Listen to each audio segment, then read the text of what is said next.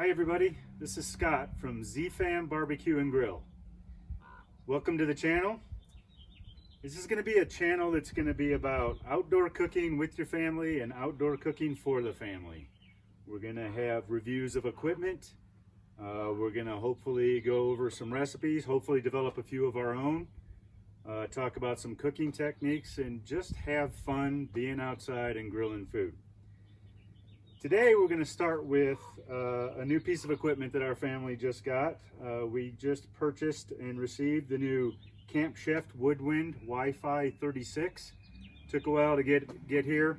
For those of you that know what's going on around us in April of 2020, it's taken a little bit of time to get some things. But we're pretty excited to put it together and get it going. We also purchased a couple of accessories with this. Deluxe barbecue grill box that'll go on top of the Sidekick accessory that goes with it, as well as a patio cover, and we still have a few more parts that are going to start trickling in here from UPS and FedEx. So just a real quick before we pause and get into the unboxing, as you can see from the packaging, it got a little banged up. It doesn't look like anything detrimental happened, but we'll go ahead in the next part of the video open everything up and make sure that everything was well protected and nothing was dinged or scratched up along the way. So we'll see you in a few. Okay, welcome back. So we just got everything unbundled, and the packing looks pretty good. So one of the features that I really liked, a lot of times when you get these big box items, you just have to get the box cutter out and kind of go crazy to get everything apart. But this one was pretty simple. The top was just held together by the bands and it just slid off. This will be kind of nice because we can cut it open and kind of create a platform on the deck here so we don't scratch any of the stuff while we're putting it together. Everything looks pretty solid, nice and tight, a lot of styrofoam holding things in place, no visible dings and scratches yet. Same with the hopper assembly. Everything looks to be quite tightly packed and nice and safe. And the Sidekick and the deluxe barbecue grill box as well. So I'm going to go ahead and get started and get some cardboard platforms built on the deck here, and we're going to start putting it together. Okay, so we got most everything unboxed, but wanted to go over a couple of things that I noticed while I was removing all the packaging and the plastic bags. First of which is the neat packaging within the chamber itself with the legs and wheels. Again, nice and tight. The grates are all individually wrapped. To me, that's kind of attention to detail. Very secure packaging. Most of the stuff for the side burner. Another kind of small thing, it's kind of trivial, but the fact that the drip pan comes with the foil liner, the disposable foil liner, another nice touch. Previous smokers we purchased, we had to go buy those separately for the drip cups. Okay, so after taking a look at everything, it's not quite as bad as we thought, but there are still some discrepancies. So the first step in this is to attach the legs, and they tell you to go ahead and grab a couple of bags with particular labels, and they're using letter labeling. The bags are actually numbered rather than lettered. But they do tell you which screws to use, and the bags actually do have the designation of what kind of screw they are, what kind of nut they are, and everything. So if you've got any handiness whatsoever, this should be no problem to put together. They do provide an Allen wrench tool for you. Most of the bolts within the packet are Allen bolt. These are metric. I decided to make it a little bit easier on myself. I'm going to use a ratchet with an Allen socket rather than using that. It's a little speedier to put things together. There are also some Phillips screws, so I got an assortment of Phillips screwdrivers and pliers and an adjustable wrench just in case. So we're going to move on to the first step here, which is inserting the legs into the body. We've tipped the body over. Be careful so your lid doesn't flip out open on you when you do that. We're using the cardboard to make sure that we don't drop anything through the slats of the deck. And it may require two people after we get the legs put in to go ahead and flip it upright, and the remaining assembly will be done when it is actually upright. So we're going to go ahead and start with the legs, which are Pretty simple, just bolts and lock washers. They've got nuts already inserted in here, riveted into the legs, so it should be pretty easy to get those going. There is a front and back on here that you have to pay attention to. So the bigger back wheels, want to make sure they're facing outward. They call them the front, or actually that's their front and back. So one with the small caster and one with the large caster will each have an F on them. Just go on the front of the grill like this, rather than left and right, and then one big caster for back. Make sure the wheels are facing out. And the small caster with the B label.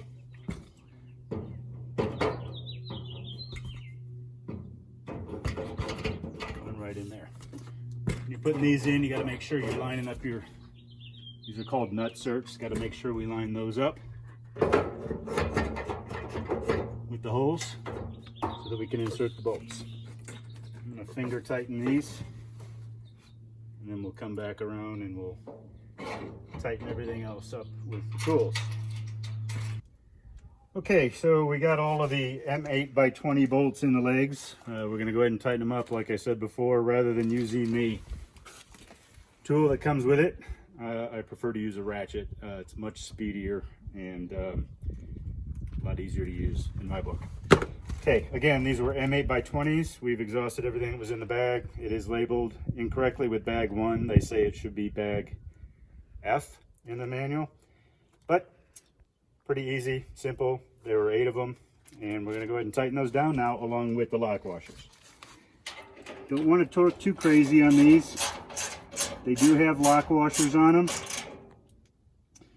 Just kind of hand tight. The lock washers should do their job, unless you're moving it around a lot from a backyard to a patio to your driveway, so on and so forth.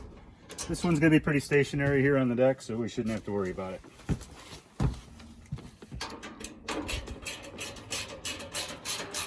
That's why I prefer using the ratchet versus a single Allen key. Okay, I'll go ahead and finish up the back and then we'll start on the next part in the manual. Okay, so the next step is to put on the chimney. The 3 M6x15 screws were already in the back of the smoker box. So I've already loosened those up. Let's go ahead and take those out. They're Phillips head.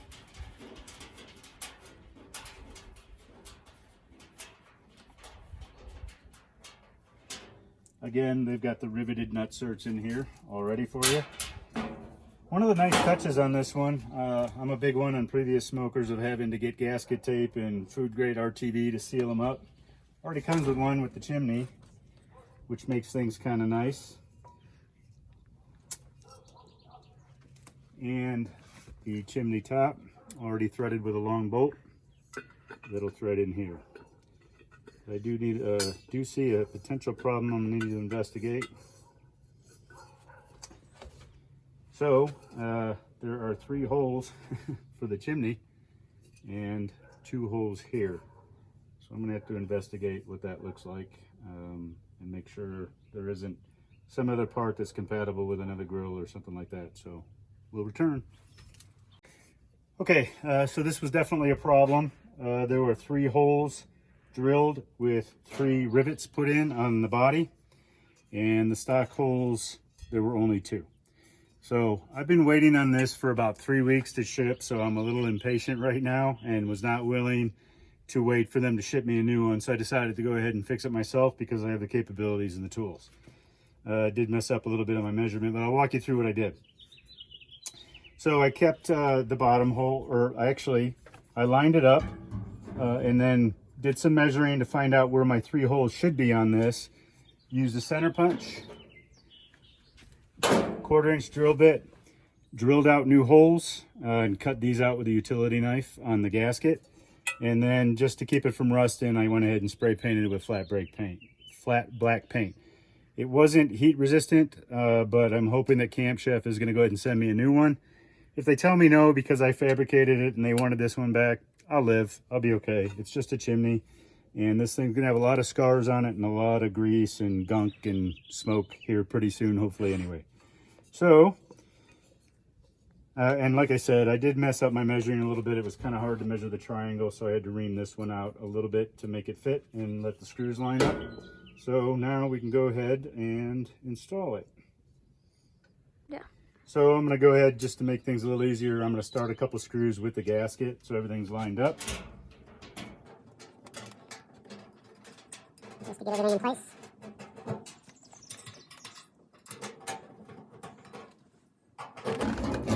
Quickly tighten down with the Phillips screwdriver.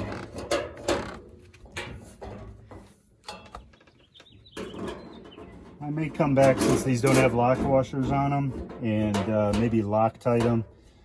We'll see. Like I said before, we won't be moving this around very much, so I don't know how much we're gonna have to worry about any of the screws or bolts coming loose. Okay, looks pretty straight. That's about the position it should be in. And now for the chimney cap. Again, this was pre-assembled with a long bolt through the chimney cap with a lock nut on here to stop it so you can't go in too far.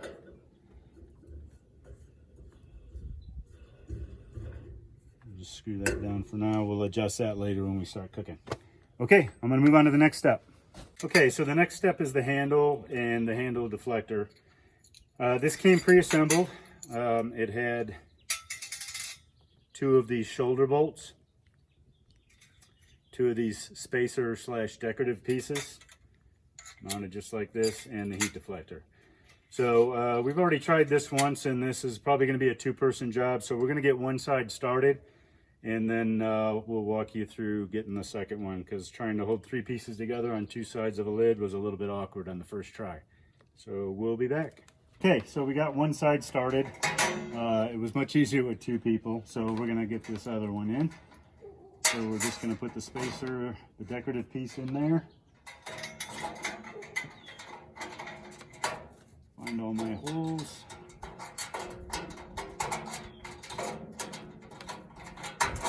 Everything lined up.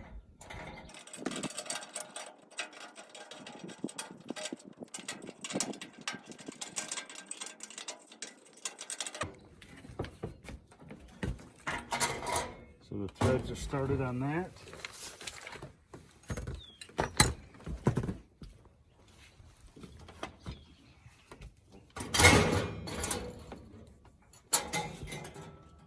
Phillips head to tighten down.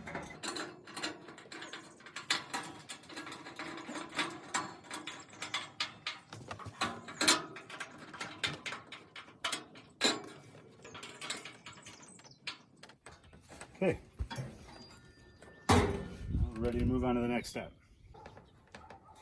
Okay, so hopefully you can see this, but I actually assembled this incorrectly. I had this heat shield upside down, which is why you have the shoulder bolts, so they can go through there and stop at the lid and hold everything in nice and tight. So had to rework that.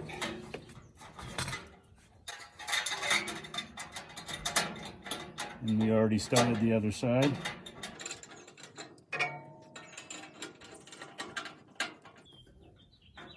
So these will be kind of hard to over tighten because they've got the shoulder on the bolt.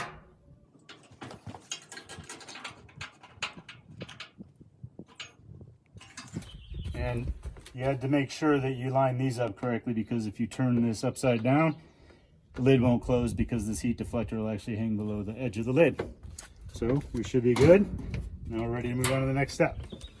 Okay, so the next step is to put on the shelf in between the legs. I don't know how much I'll end up using that. I don't know how utilitarian it'll be for storing stuff on, especially even if when you move it just a couple of feet to get it away from the wall of the house when you're cooking, or the railings on the deck when you're crossing over all the planks. If you've got anything on there, it's a pretty slippery surface, so things could slide off.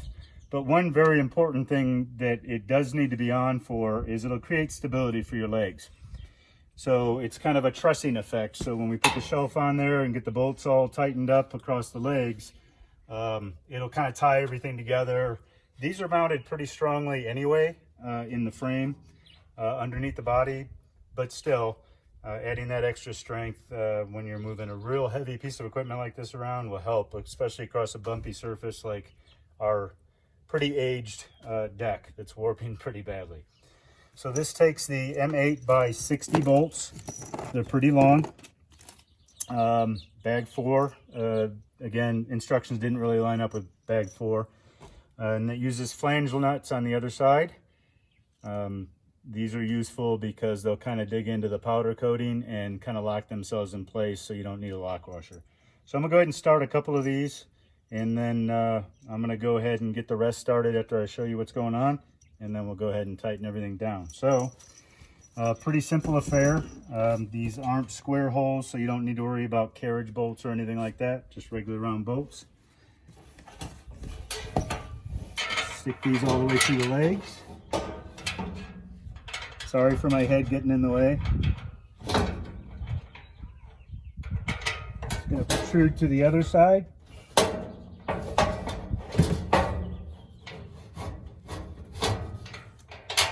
And it's a pretty tight fit, so that'll kind of help me holding everything together while I start that nut.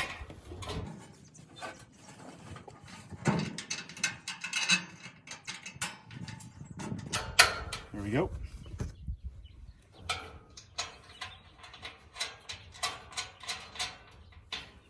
This was a pretty tight fit, and I did mar up my stuff a little bit on my legs, but I am not one of those people that cares about whether or not my grill stays pristine looking and shiny and brand new, all that. I bought it to use it, and it's gonna get dirty. So I'm gonna turn these casters out a little bit, give me a little bit more room. There we go.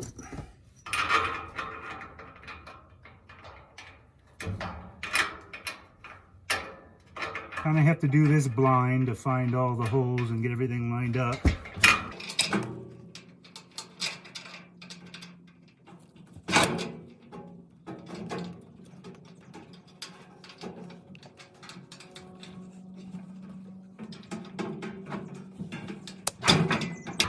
There we go.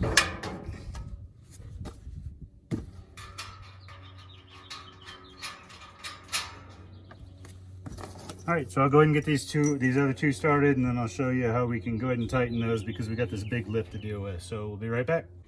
Okay, on these, I didn't feel like getting my wrench set out, so I'm just using an adjustable wrench on the inside on the nut, and it's a flange nut.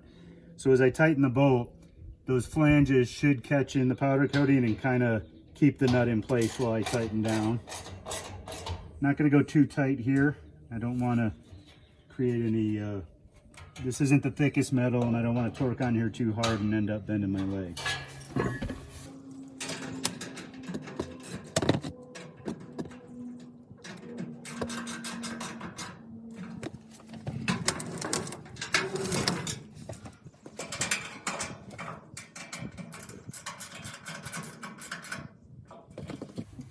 Probably going to go ahead and Loctite those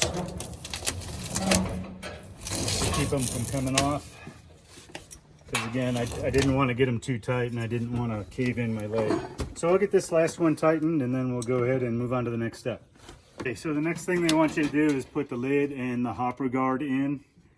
What it's going to end up looking like is something like this, with a screw going through the hopper guard, through the hopper body, and out to a hinge on the lid.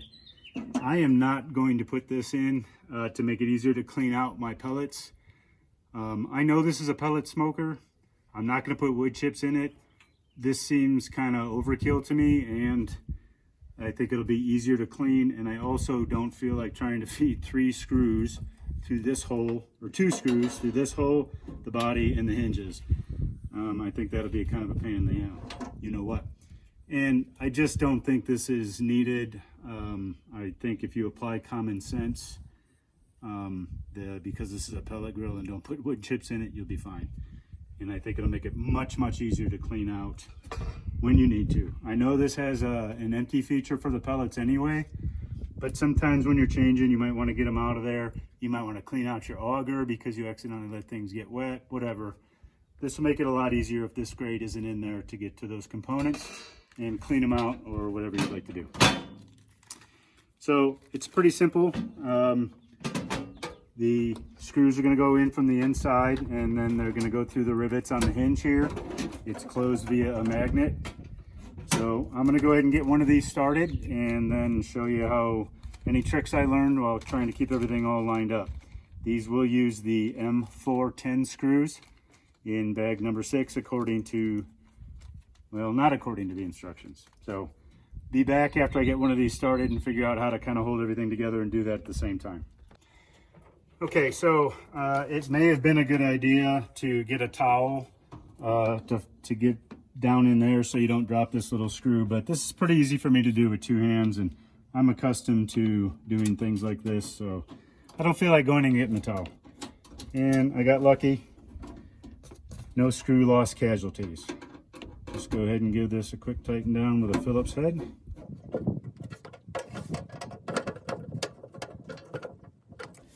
And there we go. We're ready for the next step. Okay, so we made a little boo-boo yesterday. This is our first time posting to the channel. So we're kind of learning how to do things, and we accidentally deleted a clip from yesterday, so I wanted to double back and show everybody how to put their hopper assembly in. Now that we've gotten the lid on, I've already mounted the thermometer and I've already threaded it through the body, and I'm going to make sure that all these wires are tucked in here so I don't pinch anything. And there are going to be 4 holes here with screws that are going to go from the inside of the body. The gasket was already assembled on the hopper, and we've already got the ash clean out rod in there. So now it's a simple sliding the entire hopper assembly in, making sure our wires aren't getting pinched, lining up our holes and starting our 4 screws on the inside.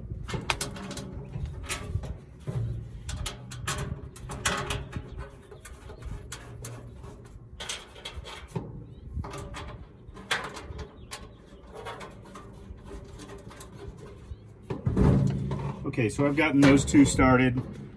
I'm going to go ahead and finish up the rest here, and we'll move on to the next. So the next step is to actually screw the thermometer in. I had to make sure I had everything routed, get the wires back in there safely, and then it's just going to be 2 little screws that came with the mounting screws for the hopper itself, and they're machine screws. These are self-tapping. Make sure you get them in there nice and straight. It doesn't look like I did with the first one.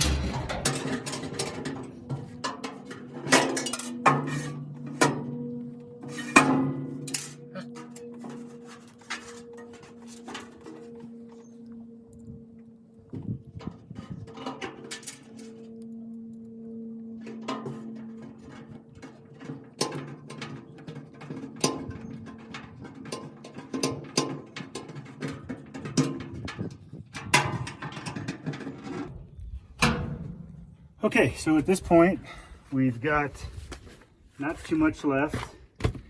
We got the hopper mounted, we've got the grill slide for indirect or direct heating. We got the burner installed, which is attached to the hopper. We've got the pull out for the ash cleaning. So it looks like probably next step is to mount the mounts for the top drill grates. So let's take a look at that, and we'll be right back. Okay, so we're getting ready to install the upper rack mounts. They just use 2, on each side, 2 M6 by 15 screws along with M6 flange nuts. Pretty self-explanatory. They go in like this, and I'll show you when we mount the grates what that's going to look like. So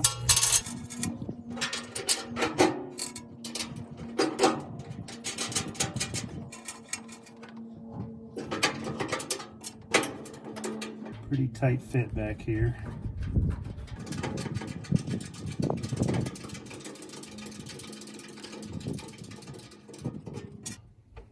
Okay, these are just Phillips. I'm not going to walk everybody through tightening these down, but I'm just going to use my adjustable wrench and my Phillips to tighten these down. So I'm going to go ahead and get the other side mounted, and then I think we're going to be ready to go ahead and slap the grates in. So we'll be right back. All right, so it's time to put the grates in. Pretty nice grates, enamel coated steel. So we just put the lower grates in.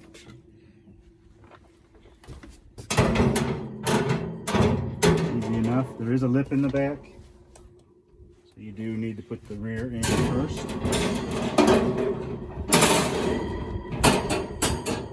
Spacing looks pretty good.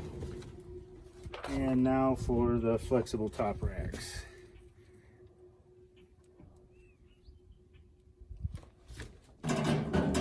So you'll notice that they've got these little cutouts that'll be able to slide along the tracks here. So this will be the bottom. So the configuration that you can do on these is you can do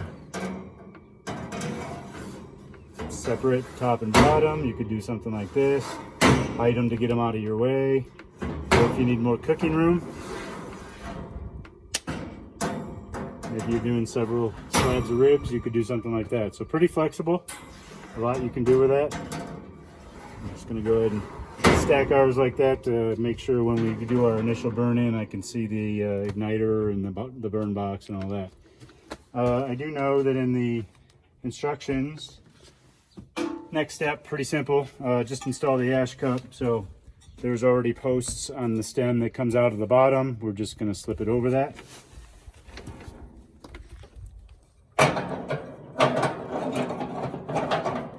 Give it a quick twist and it's on. Another thing, so by default, the Camp Chef Woodwind WiFi 36 comes with a side shelf. We are not going to be installing this because we are going to be installing the Sidekick accessory box instead. So we're going to go ahead and get everything prepped on that and take a look at the instructions, and we'll be right back to install that. Okay, so we were a little premature in putting the bottom grates in. We forgot to put the heat shield in, the diffuser shield. There's a certain way that this goes in, and it's very oily, by the way. I think I'm probably going to go ahead and wrap mine in foil. But a couple of design features on this are these slotted holes, and it's actually going to slope so that it comes down in here into the drip tray and will drain out into the drip drain with the bucket attached to it. So it's got a large edge for the bottom and a small edge for the top so that you've got the slope. Again, really oily. I'm probably going to go ahead and wrap it in foil just so I don't have to do as much cleaning. And it just sits there. Notice the slope, it'll just flow down into the drain catch. And again, the enamel grates for the bottom. It's kind of nice that there's 3 pieces. With the enamel, it'll make it nice and easy to clean them.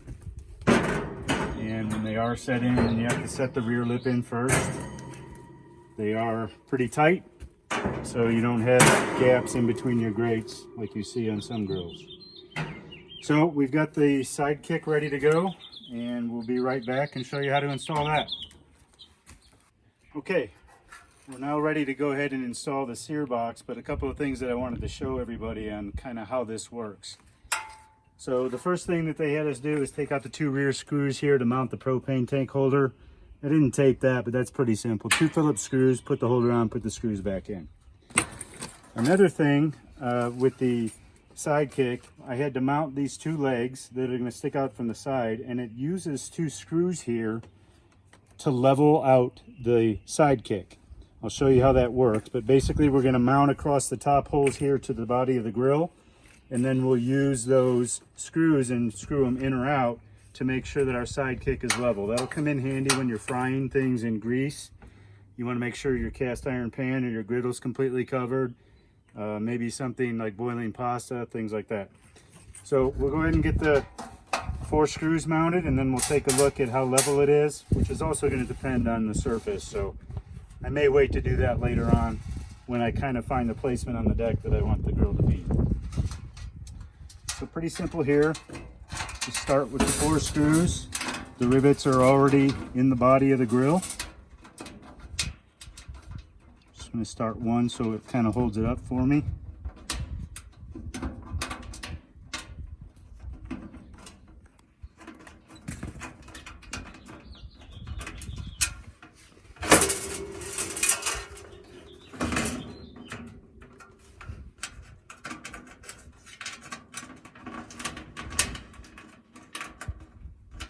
Not a lot of room.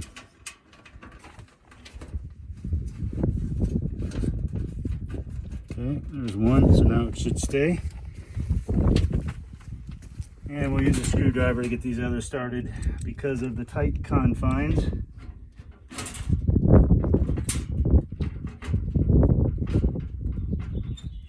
And again, as we said before, when you're doing these kinds of things, you want to make sure when you're using multiple screws, start all your screws first before you start tightening things down.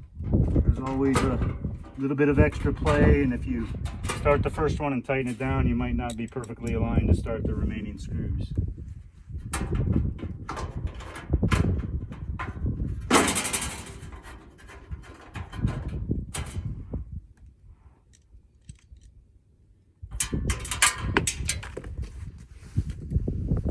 And these screws did come separately with the sidekick. You could use the black screws, the M6 screws, the M6x15s that came with the shelf, but we don't need it. And I preferred to go with the stainless steel looking screws anyway. Okay, now that we've got them all started, go ahead and tighten down these four.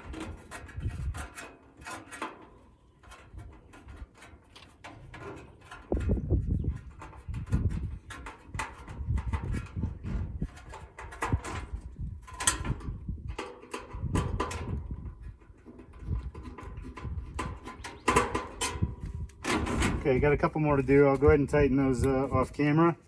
So we'll be right back and we'll put all the stuff on the sidekick and show you what that looks like.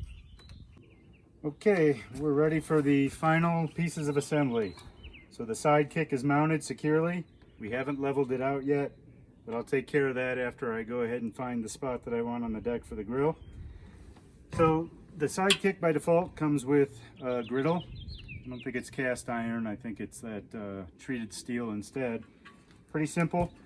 You want to install the drip tray first. Nice feature. Make sure you don't make a mess. It just goes over the lip on the sidekick. There's a handy handle on the front of the griddle. Just sits in the recess, and that way your grease will flow down into your drip pan. So, also, we ended up getting the optional sidekick accessory, the grill box. I've assembled the handle. The grill box deluxe comes with the bimetal thermometer on top, a locking lid, and a cast iron grate, which I've already put in. It does have its own grease and heat shield that'll sit over the 17,000 BTU burner. And just as with the griddle, it simply sits right in the recesses on the sidekick. And there you go. Ready to do some searing, cooking your vegetables while you're smoking your meat, things like that. So that pretty much concludes the unboxing and the assembly of the Camp Chef Woodwind WiFi 36-inch smoker pellet grill. Pretty excited. Assembly wasn't too difficult. There could be a little bit work to be done on the instructions to make sure they match with the parts for those that might have a little bit more of a challenge putting it together. Definitely a job that probably takes two people. I did need a hand from time to time. Tipping it over after I got the legs on. Getting the handle in and the deflector shield through here was a little bit difficult, and I needed a hand with that. But pretty much everything else went as planned and went pretty smoothly. Can't complain. I think it was packed very well. I think that the instructions could use a little bit of work, but this is a quality product. It's very sturdy, and we can't wait to start using it. So we're going to go ahead and sign off for now. Thank you for watching Z-Fam Barbecue and Grill. We appreciate it, and we're going to move on to the burn-in and our first cook in the next video. Thank you.